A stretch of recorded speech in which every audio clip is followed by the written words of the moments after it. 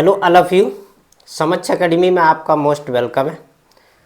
जो कॉन्स्टिट्यूशन की जो हमारी सीरीज चल रही आर्टिकल नंबर 20 को आज हम यहाँ पर कंप्लीट करेंगे। आर्टिकल नंबर 20 मोस्ट इम्पॉर्टेंट है कंपटीशन के पॉइंट ऑफ व्यू से, क्योंकि आर्टिकल नंबर 20 और आर्टिकल नंबर 21 इनको आपातकाल में भी पोस्टपोन्ड नहीं किया जा सकता, इसलिए ये दोनों आर्टिकल मोस्ट इम्पॉर्टेंट है। और इसको नॉर्मल व्यक्ति और जो अबनॉर्मल है उनके लिए भी, दोनों के लिए ये इंपॉर्टेंट आर्टिकल है। चलिए हम स्टार्ट करते हैं आर्टिकल नंबर 20 को। सबसे पहले हम यहाँ पर समझते हैं। ये हमारा 1 नंबर है। आर्टिकल नंबर 20 हमारा क्या कहता है? दोष सिद्धि के विरुद्ध संरक्षण, यानी कि जब तक आपके ऊपर दोष सिद्ध ना हो जाए। दोष सिद्ध कौन करेगा?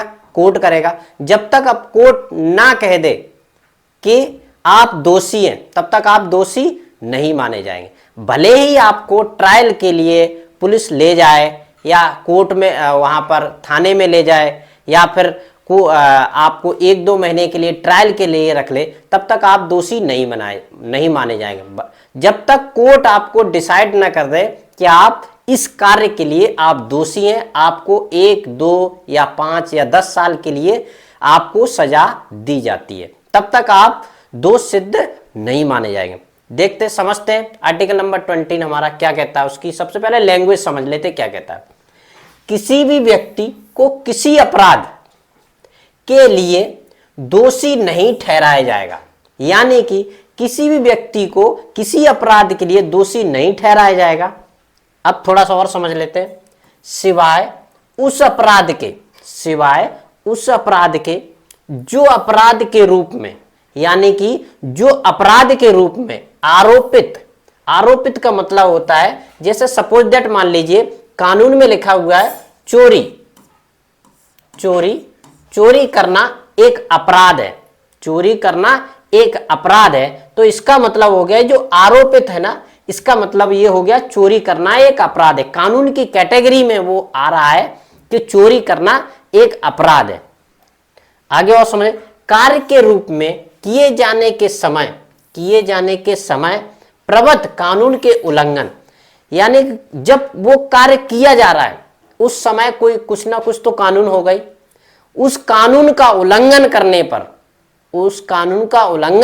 पर आप दोषी माने जाएंगे। यानी कि आपने जो कार्य किया है वो कानून की कैटेगरी में आता है, और वो क्या है? आरोपित है कानून की कैटेगरी में, वो आपने कार्य किया है इसीलिए। और प्रबद्ध कानून, यानी कि उस टाइम भी वो कानून के प्रबद्ध कानून में आता है, तो आप दोषी माने जाएंगे।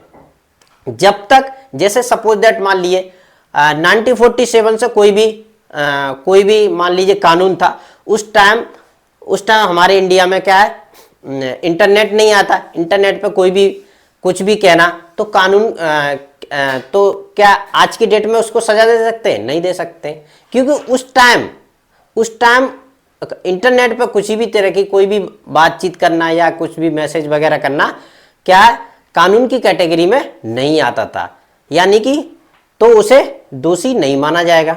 चलिए हम और इसको समझ लेते हैं। दूसरा क्लॉज हमारा यहां क्या कहता है? किसी भी व्यक्ति को एक ही अपराध के लिए 2 बार दंडित नहीं किया जा सकता, यानी कि कोई भी एक व्यक्ति है, उसको एक बार अगर सजा दे दी गई कोर्ट के द्वारा अगर सजा दे दी गई, तो उसे दोबारा उस कार्य के लिए दोबारा दंडित नहीं किया जाएगा, एक ही बार दंडित किया जाएगा। लेकिन इसमें भी कुछ थोड़ा सा छिपा हुआ है। छिपा क्या हुआ है? इसमें फाइन में अगर कोर्ट को ऐसा लगता है कि आपके ऊपर जो फाइन, यानी कि फाइनेंशियल सिस्टम है, उसमें कम आपके ऊपर फाइन लगा है, तो मान लीजिए कोई नॉर्मल व्यक्ति है, उसके ऊपर मान लीजिए 1500 रुपए उसने फाइन लगाया, कोर्ट ने कहा आपके ऊपर, आपने ये कार्य का उल्लंघन किया, इसलिए आपके ऊपर 1500 रुपए फाइन लिया जाए। ऐसे ही जैसे कोई मान लीजिए टॉप लेवल का अधिकारी हुआ, या फिर कोई ऐसा व्यक्ति जिसकी सोसाइटी में अच्छी पोजीशन है या इकोनॉमी बेस उसका अच्छा है, तो उस पर 1500 की जगह 15,000 भी लगाया जा सकता है, 15 लाख भी लगाया जा सकता है, 15 करोड़ भी लगाया जा सकता है। इस तरह के जो फाइन वाला फाइनेंशियल सिस्टम है उसको बढ़ाया जा सकता है और घटाया भी जा सकता है, और उसको रिव्यू भी किया जा सकता है। ये भी हमें विशेष रूप से ध्यान रखना है। लेकिन जो सजा का जो प्रावधान है, चाहे नॉर्मल व्यक्ति हो चाहे कितना पैसे वाला व्यक्ति हो, उसको एक बार दंडित किया गया है। सजा का यहां पर प्रावधान का मतलब है जेल। अगर उसे 1 साल की जेल है, चाहे पैसे वाला हो उसको 1 साल की जेल है, चाहे गरीब हो उसको 1 साल, यानी कि जेल का जो प्रावधान है सबके लिए इक्वल है। और जो फाइन वाला सिस्टम है उसमें नॉर्मल व्यक्ति के लिए अलग है और जो टॉप लेवल है उनके लिए अलग है। चलिए हम दूसरा समझ लेते हैं। इसमें तीसरा हमारा क्लॉज क्या कहता है, किसी भी व्यक्ति को स्वयं के विरुद्ध गवाही देने के लिए बाध्य नहीं किया जा सकता है। यानी कि कोई भी व्यक्ति अगर उसे पुलिस ने पकड़ रखा है, थाने ले गई, उसमें उसके विरुद्ध बोला कि आप यहां पर लिखिए आपने चोरी की, चोरी में जो भी सामान लिया वो आपने लिया, लिखो यहां पर, तो आप लिख दो, कोई टेंशन वाली बात नहीं है। क्योंकि अगर नहीं लिखोगे तो पुलिस आपको पीटेगी, मारेगी, पीटेगी और जबरदस्ती आपसे लिखवा लेगी। तो जब आप कोर्ट में जाएंगे तो कोर्ट में आपको जज साहब होंगे, वो आपसे पूछेंगे क्या आपने चोरी की, तो आप कह सकते हैं सर मैंने चोरी नहीं की। क्योंकि यहां पर आर्टिकल नंबर 20 का क्लॉज नंबर 3 कहता है कि आप अपने स्वयं के विरुद्ध गवाही नहीं दे सकते। ये जो चोरी का जो पुलिस ने जबरदस्ती मुझसे लिखवाया, मैंने ये कार्य नहीं किया, यानी कि अपने सफाई में आप वहां पर कह सकते हैं कि मेरे द्वारा ये कार्य नहीं किया गया है, पुलिस ने मुझे जबरदस्ती पकड़ के रखा है और मुझसे जबरदस्ती मेरे ही विरुद्ध गवाही दिलवा दी है या लिखवाया गया है। इसलिए हम अब चौथा क्लॉज देखते हैं। ये बहुत इंपॉर्टेंट है, जिसे हम एक्स पोस्टो फैक्ट लॉ कहते हैं। ये बहुत देखते हैं इसमें क्या लिखा हुआ है। किसी भी व्यक्ति को किसी ऐसे कार्य के लिए दंडित नहीं किया जाएगा जो उस समय अपराध नहीं था जब वह किया गया था। यानी कि ये पूरी की पूरी लाइन यहां से लेकर यहां तक बहुत इंपॉर्टेंट है। किसी भी व्यक्ति को ऐसे कार्य के लिए दंडित नहीं किया जाएगा जो उस समय अपराध नहीं था। जैसे कि सपोज दैट मान लीजिए हम 1947 में चले जाएं या उससे पहले चले जाएं, तो उस समय कोई ऐसा कार्य जो कि आज की डेट में उस समय कोई ऐसा कार्य, जैसे मान लीजिए इंटरनेट पर गाली देना या कुछ ऐसा मैसेज करना, क्या था मतलब कानून का उल्लंघन नहीं था, यानी कि किसी भी तरह के क्रिमिनल उसमें नहीं आता था। लेकिन आज की डेट में 2008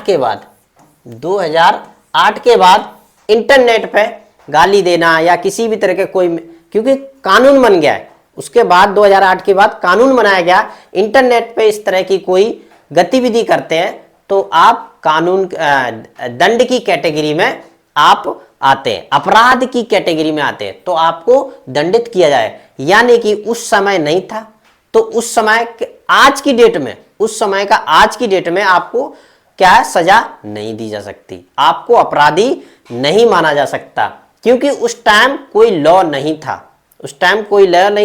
तो इसका मतलब ये हुआ आज की डेट में आपको उस टाइम की जगह सजा नहीं दिया जा सकता ना ही। लेकिन इसमें एक कुछ थोड़ा सा क्लॉज और छुपा हुआ है। जैसे कि कुछ सरकारें हैं क्या करती हैं, ये फाइनेंशियल वाला, जैसे मान लीजिए उन्होंने एरियल हुआ, डीए हुआ, उन्होंने लॉ बना दिया और बोला कि हम 2006 से या 2004 से जुलाई से अगस्त से इस तरह की एक्टिविटी को लागू कर सकती हैं, लेकिन सजा का जो प्रावधान है वो ऐसा नहीं कर सकते, ऐसा नहीं कर सकते। ये आर्टिकल नंबर 4 हमारा कहता है। अब मुख्य उद्देश्य, अब इसका मतलब आर्टिकल नंबर जो 20 है हमारा, उसका मुख्य उद्देश्य क्या है, क्योंकि प्रत्येक आर्टिकल के संविधान में कुछ ना कुछ उद्देश्य है, उसको हम थोड़ा सा यहां पर समझ लेते हैं। क्या उद्देश्य है? अनुच्छेद 20 यह सुनिश्चित करता है, अनुच्छेद 20 यह सुनिश्चित करता है कि किसी व्यक्ति के साथ न्यायपूर्ण और निष्पक्ष तरीके से व्यवहार किया जाए। अनुच्छेद 20 क्या करता है, क्या कहता है? किसी भी व्यक्ति के साथ न्यायपूर्ण और निष्पक्ष व्यवहार किया जाए। यह आपराधिक न्याय प्रणाली में नागरिकों के अधिकारों की रक्षा करता है।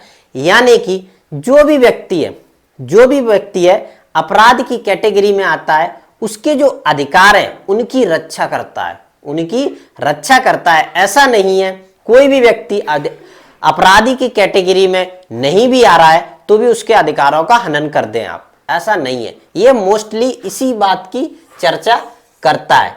और उसका और दूसरा ऑब्जेक्टिव क्या है, मुख्य उद्देश्य क्या है कि आप नागरिकों के जो भी अधिकार हैं उनकी भी रक्षा होनी चाहिए, और उनके साथ निष्पक्ष, यानी कि किसी भी तरह का कोई भेदभाव नहीं किया जाना चाहिए, किसी भी तरह का कोई भेदभाव, निष्पक्ष तरीके से न्याय होना चाहिए।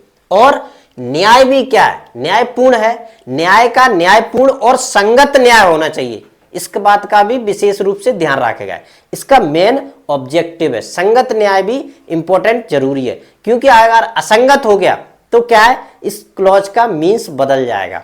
इसीलिए आर्टिकल नंबर जो 20 था मोस्ट इंपॉर्टेंट था, इसके ऑब्जेक्टिव मैंने बता दिया, मुख्य उद्देश्य भी बता दिए। आई होप आपको ये लेक्चर अच्छा लगा होगा। लाइक करें, शेयर करें, सब्सक्राइब करें और समक्ष एकेडमी को कंटिन्यू फॉलो करें।